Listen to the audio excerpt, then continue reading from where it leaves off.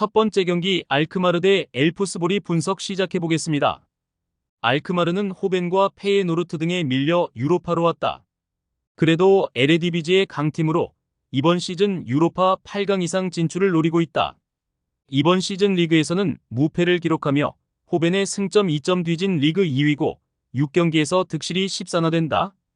팀의 주전 스트라이커로 나서는 페럿을 비롯해 미나스와 반 본멜 등이 안정적인 마무리를 하고 있고 문전 침투에 능한 사디크의 존재감도 확실하다.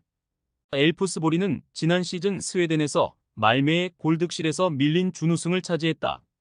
그리고 나선 유로파 플레이오프에서는 승부차기 끝에 몰대를 제치고 진출했다. 제넬리를 공격의 천병으로 기용 중인데 아무래도 강점은 수비다.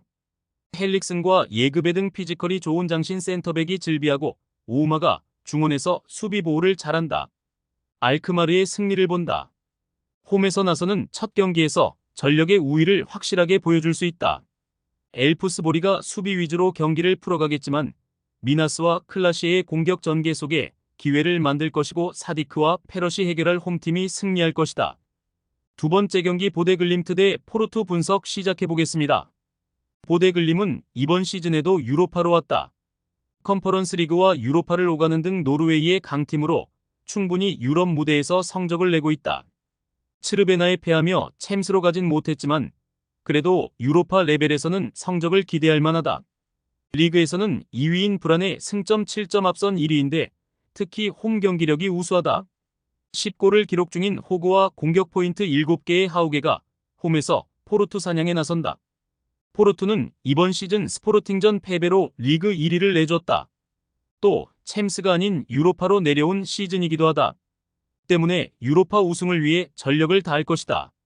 알라베스에서 영입해 타레미의 공백을 메우는 오모로디온이 주전 스트라이커로 자리를 잡았고 갈레노와 페페 등 2선 전력도 좋다. 접전을 본다.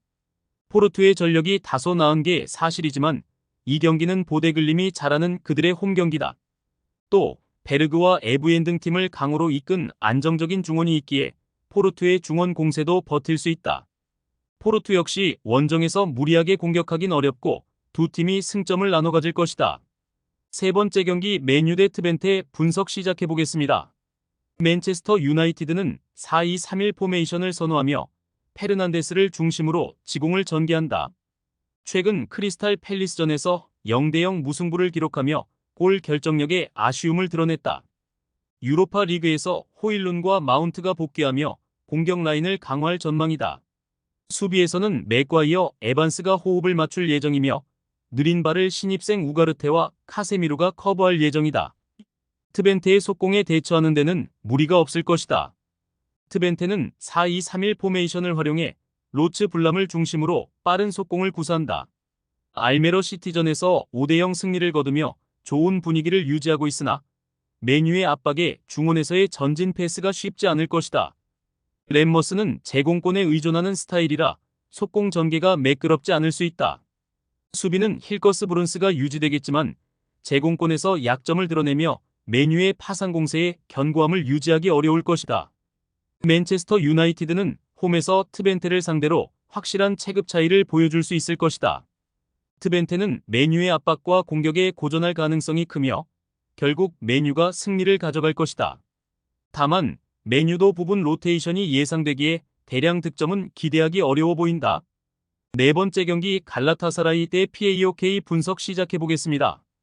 갈라타사라이는 4-2-3-1 포메이션을 선호하며 메르텐스 오시멘을 중심으로 지공을 펼친다.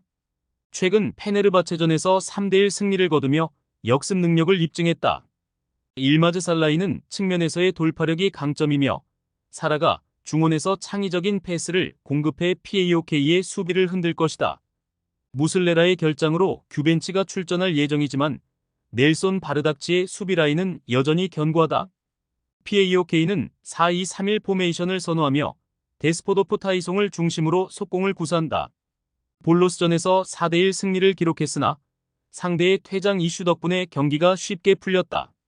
삼선의 카마라 슈밥은 투박한 자원으로 갈라타사라이의 중원과 맞붙기 어려울 것이다. 공격의 핵심인 찰로프는 상대 수비에 고립될 가능성이 크다. 갈라타사라이는 홈에서 유리한 경기를 펼칠 것이다. PAOK의 속공은 갈라타사라이의 탄탄한 수비를 넘기 어렵고 갈라타사라이의 측면 공격이 PAOK의 수비를 흔들 가능성이 크다.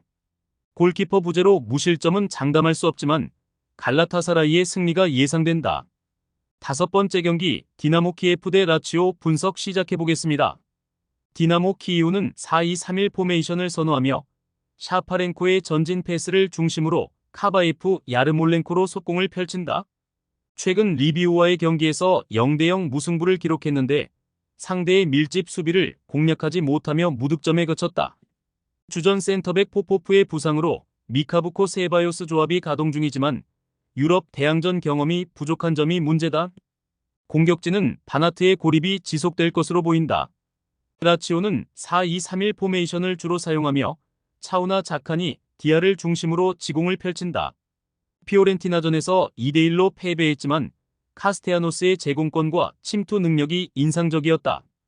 수비에서는 로마뇰리 힐라가 가동되며 디나모 키이우의 단순한 속공을 충분히 막아낼 수 있을 것이다. 마루시치의 출전이 예상되며 안정적인 수비력이 기대된다. 라치오는 경험과 공격력에서 우위를 점할 가능성이 크다. 디나모 키이우는 답답한 공격 전개와 유럽 대항전 경험이 부족한 수비진의 한계로 라치오의 공세를 막아내기 어려울 것이다. 6번째 경기 루도고레츠 대 슬라비아 프라 분석 시작해보겠습니다. 루도고레는 페트로쿰을 잡고 유로파로 왔다. 카라바흐에 패하며 챔스행에 브레이크가 걸렸지만 마지막 토너먼트에서 승리했다. 리그에서는 한 경기를 덜 치렀지만 레프스키 소피아와 같은 승점으로 1위를 달리고 있다. 브라질 출신인 비달과 리게 윙어진이 상대 측면 수비를 잘 허물고 있고 카마라의 중원 존재감도 확실하다. 홈 경기력이 좋기에 첫 경기 승리를 노린다. 슬라비아 프라는 더비 라이벌인 스파르타의 골득실에서 앞선 1위를 달리고 있다. 비록 챔스 플레이오프에서는 홈 승리에도 골득실에서 밀리며 릴레 티켓을 내줬지만 유로파 레벨에서는 8강 이상 진입을 노릴 만하다. 토마시 호리와 프로보드 등 체코리그 최고의 공격진이 있고 오그부와 홀시 등은 안정적으로 수비 라인을 지키고 있다. 접전을 본다. 슬라비아는 홈보다 원정 경기력이 다소 아쉽다. 홈에서 나서는 루도고레가 공격적으로 경기에 임할 점도 감안해야 한다.